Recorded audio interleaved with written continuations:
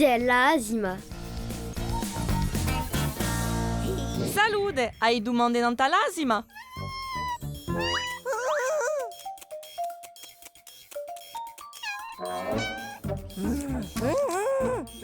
E io e Sciucco ti rispondiamo.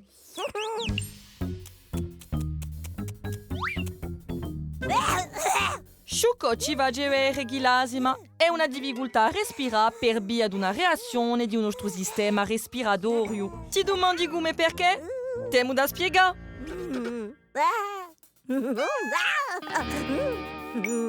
Il sistema respiratorio è che si respira e l'aria va nei polmoni, passando per canali sempre più chiusi, e ronche e ronchiole.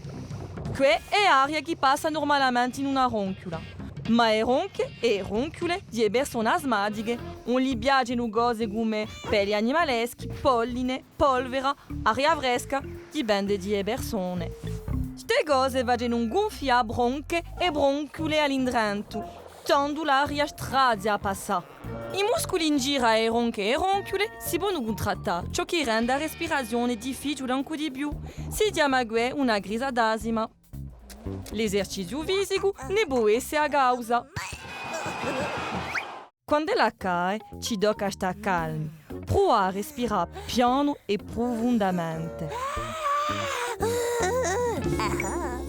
E poi subito una medicina di soccorso. Ci tocca averla sempre con noi.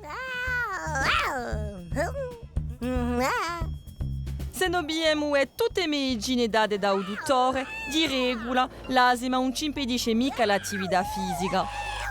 Ma bisogna rispettare queste limiti. È più importante non fare una crisi d'asima che di vincere la corsa.